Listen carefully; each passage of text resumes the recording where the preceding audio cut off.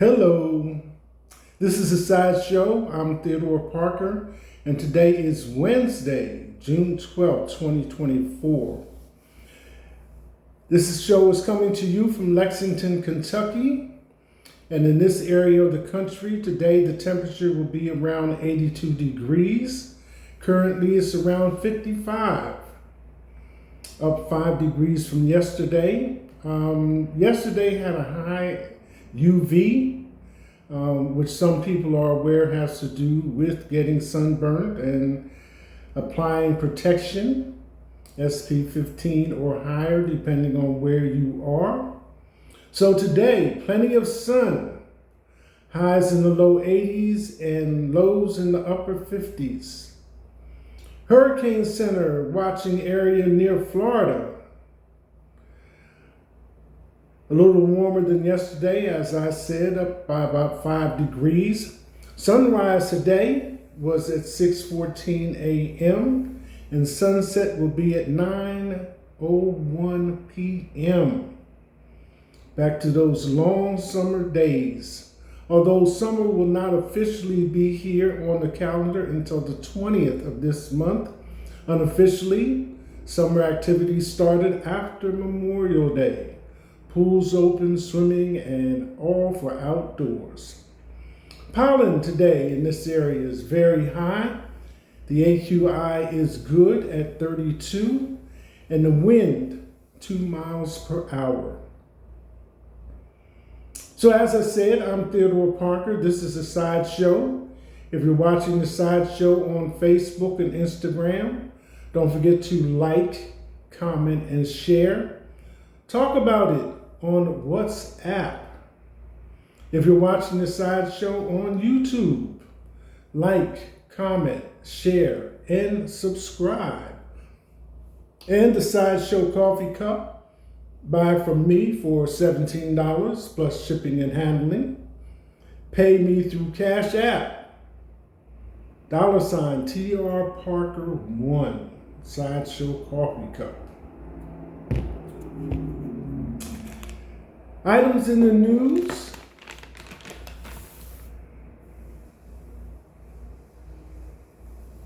Watch traces luggage to airport workers' home. Fort Lauderdale, Florida, Hollywood Airport. Woman had her Apple Watch plus valuables totaling $5,000 in her luggage. After using Find My, she alerted the police after waiting 2 hours for her luggage to appear in the baggage claim area. Find My device located the luggage at the airport worker's home.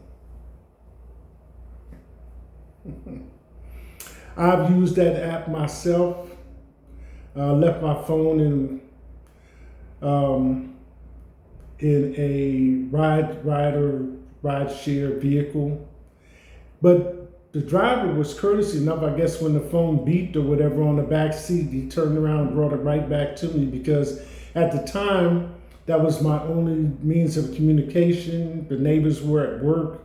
I had no way of telling the company that I had left the phone or anything like that, but, hats off to that driver for returning my device.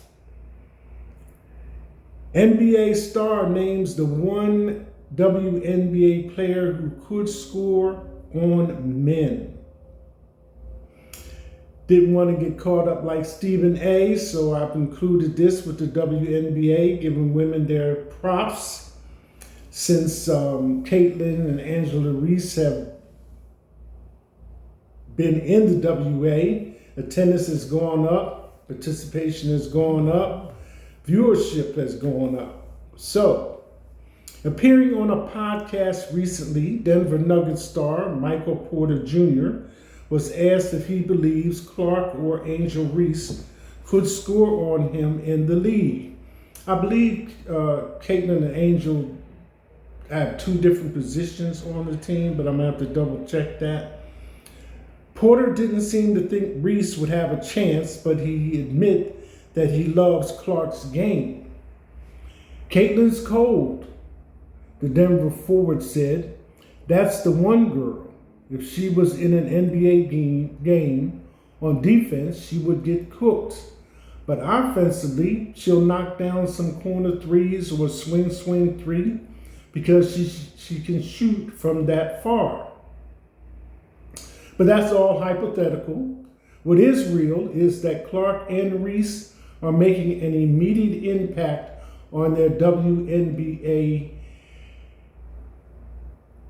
teams after being the faces of college basketball on the ladies' side. Clark just became the fastest player in the history of the W to reach 200 plus points and 50 plus assists, and Reese is helping to instill a new culture in Chicago by averaging a near double-double, taking ownership of her team. Women in the WNBA. Carlos Alcaraz, agent on what worries him most about the star tennis player? The girls. Definitely the girls. Okay.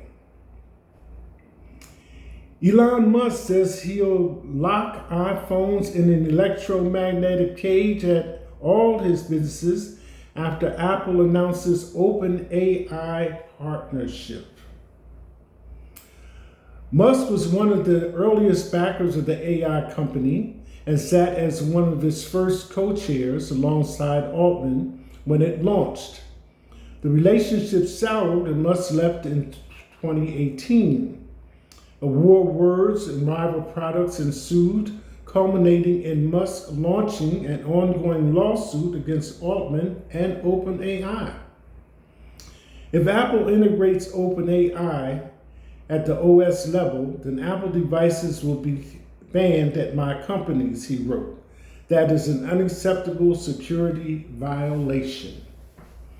That's a lot of tech talk, a lot of tech savvy, but those of you that understand, okay. Out of touch.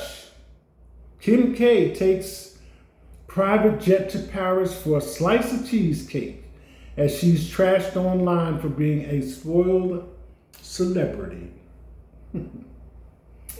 She says, I don't like cheesecake, and the cheesecake at Hotel Costas, it's heaven.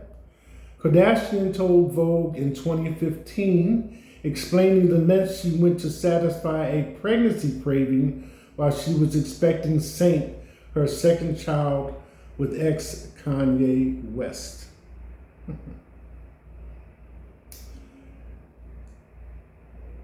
I've seen an article again talking about Mark Zuckerberg's birthday present, a $300 million yacht that dwarfed everything that was at the marina where it was parked. Excuse me, where it was docked. Priscilla Chan's role but the point being, it was like Mark had bought the yacht, in a big show of spending money and so forth and so on. But when the dust settled and the smoke cleared, actually it was Priscilla, his wife, that had gifted him the yacht as a birthday present. $300 million yacht. So, this article, next, is about Priscilla. Priscilla Chan's role in Silicon Valley, beyond being Mark Zuckerberg's wife. When people think of Silicon Valley, the name Mark Zuckerberg is often one of the first to come to mind. However, his wife, Priscilla Chan, is an equally influential figure in her own right. While she is widely recognized as the spouse of Facebook co-founder, her contributions extend beyond this role. This article highlights Priscilla Chan's significant impact on Silicon Valley.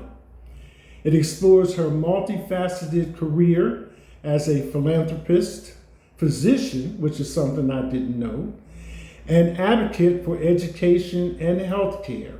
Okay, that I was aware of because with the birth of their daughters, they established a foundation which was supposed to advocate for education and healthcare. Priscilla Chan was born on February 24th, 1985 in Braintree, Massachusetts, to Chinese Vietnamese refugee parents. Priscilla Chan. If you want to find out more, access the article and follow up.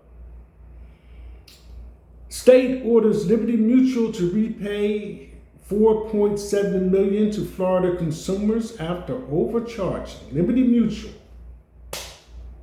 One on the chin. I have used Liberty Mutual. I was not satisfied with their service, and it was a significant amount of money for the services that any other company would have charged a third of. So I disagreed. Now, Florida has stepped up, which validates my reason for disagreeing with them on that. Trump's comments at rally about shark bite victims. This was just, I know we kind of use adjectives and superlatives and everything else, a little bit unbelievable. You know, I try to minimize how much brain time, mind time I put on what Trump says. But this in front of his supporters was really up there. So he's talking about the campaign, et cetera, et cetera. And then he mentions, well, you notice there's been a lot of shark bites and people are out there getting bit by sharks. But apparently the sharks were not very hungry.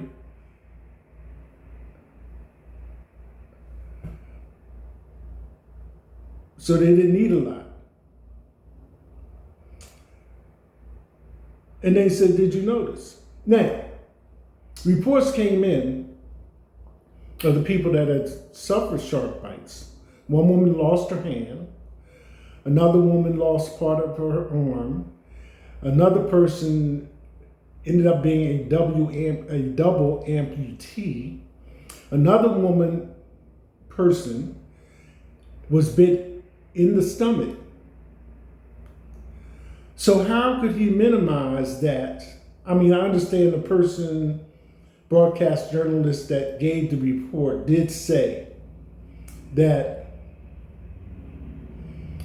you know, as much as we get reports about shark attacks, in the overall, it's not common. But people have to understand that you are just visiting the ocean and the sharks live there. And then the camera panned away to an aerial view of sharks in the water. And it looked like somebody's somebody's fish tank at home. You know, that have multiple fish in the tank. So, I kind of beg to differ on that one with Donald. And then it just flips me back to how, you know, he managed to get into the White House. Now, I know the Constitution, which every time you mention the Constitution, whoever's given the report always has some other little sidebar, some other way that you can branch off of what the Constitution clearly states into other areas that could possibly be challenged. So, normally, the President of the United States comes from the Senate in the U.S. Congress. Donald Trump is an exception to that. And a large percentage of politicians have served in the military. That's another exception. But what the Constitution says, if I'm remembering correctly, is that the president has to be 35 years old, at least 35 years old, and a citizen of the United States. Because remember when President Obama was president, Donald Trump was making remarks about him not having been born in this country, referring to his background culturally, Africa, and his parentage. So I don't know whether or not it would be a little bit of an overstatement, but Donald Trump reminds me of those Johnny jokes we used to hear when I was younger. I think the latest one that I heard was on YouTube. And at least give Johnny one credit. He always come and tell his parents what happened. So Johnny's in school. Teacher asks one student, "What do we get from chickens?" So the girl answers, "Eggs." She asks another student, "What do we get from pigs?" So the young boy says, "Bacon." So she asks Johnny, "What do we get from fat cows?" So Johnny's talking to his father's sitting on the porch steps, and he tells his dad, "I told her homework." So his father's like, no. So anyway, the way Trump speaks kind of reminds me of Johnny. Anyway, Hunter Biden, found guilty on all 3 charges, could be facing up to 25 years. This reminds me, and I think I did mention it in one of the previous programs at the time, that Hunter had been, there was a video, and wherever he was at, hotel room, at home, or whatever, Hunter was in his jockey shorts, tighty whities, whatever you want to say, and there was a woman in the room with him, and there was some drugs on the counter, like this way. The video is running this way. So he walks over to the dresser or the stand or whatever, sniffs some drugs, comes back to near the camera and picks up a gun, a handgun, and starts waving it. So the whole court case is around his gun possession as a drug user or whatever the case may be, but not legally, he's not supposed to have possession of a firearm, and he had bought the gun. So now I'm saying to myself, well, what is the pungent desire to want to video anything that you are doing that is possibly going to come to light that you know is breaking the law? Why would you want a video record of that when you know a picture is worth 1,000 words? So what is a video worth? You know, but people do it, you know, various activities. You know, it's not like I'm trying to demonstrate to you how to make homemade pizza from scratch. You know, this is a different kind of activity. So anyway, it's all said and done. You know, President Biden hugged Hunter and said he was proud of him. I imagine, you know, being, like he said, he will stand by the decision of the court, and it moves on. He's waiting now to be sentenced. U.S. deploys warships as Russian fleet makes close pass to Florida and approach to Cuba. So this is sounds enough like it can create some tensions. So for the first time in 5 years, Russia is doing an exercise that involves Cuba, and the warships that they are using, according to U.S. intelligence and investigation, are not carrying any nuclear weapons. But to err on the side of caution, President Biden did send some ships and an air reconnaissance ship to the area because they were within 30 miles of the coast of Florida. Okay. Speaking of the campaign and the candidates, President Biden appears to freeze at White House Juneteenth events. Now, I'm not trying to be partial, biased, or anything else like that. You know, people are people, human, whatever.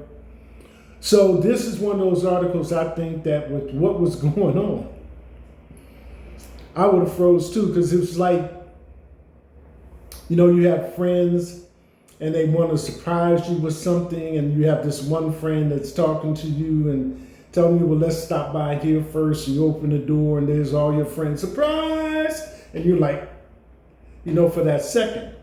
So the Juneteenth celebration at the White House was similar to that, because the music, you know, he's standing between people of color, and the music starts and they start dancing and, you know, so forth and so on. So, you know, I'm not really familiar with rhythm I should put on this. So let me just see for a second or two what's going on.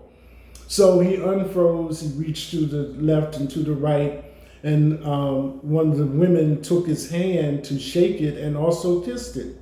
So then he got, you know, more mobile. But the media being the media, you know, they take what they can get when they can get it. Reported birth of rare white buffalo calf in Yellowstone Park fulfills Lakota prophecy.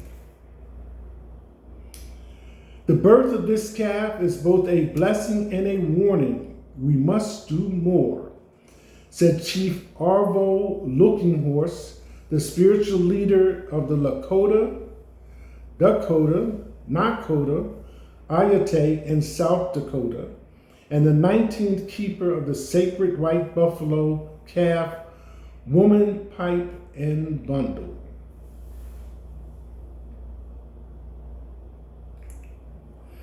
That's it. Hashtag.